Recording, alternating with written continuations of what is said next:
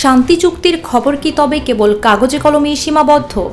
যখন বিশ্ববাসী যুদ্ধবিরতির স্বস্তিতে নিঃশ্বাস নিচ্ছিল, ঠিক তখনই দক্ষিণ লেবানন জুড়ে ঘনিয়ে এলো নতুন এক বিপদের ছায়া। গত এপ্রিলের মাঝামাঝি থেকে কার্যকর হওয়া মার্কিন মধ্যস্থতার যুদ্ধবিরতি এখন বড়সড় প্রশ্নের মুখে।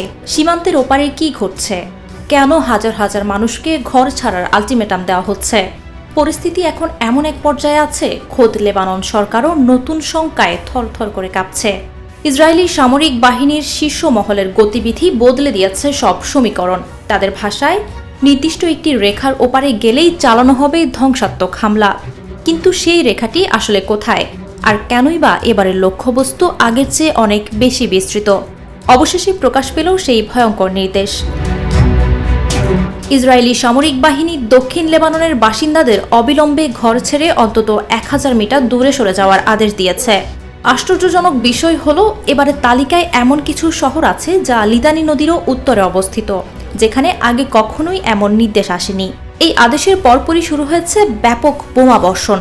লেবাননের স্বাস্থ্য মন্ত্রণালয় বলছে, কেবল গত 24 ঘন্টায় প্রাণ হারিয়েছেন 10 জন। গত মার্চ থেকে চলা এই রক্তক্ষয়ী সংঘাতের মোট নিহতের সংখ্যা এখন 2600 ছাড়িয়েছে। যুদ্ধবিরতি কি তবে শুধুই আইওয়াস? লিতানি নদীর এপার ওপার জুড়ে বাড়তে থাকা এই উত্তেজনা কি বড় কোনো যুদ্ধের মহড়া? উত্তর খুঁজছে বিশ্ববাসী।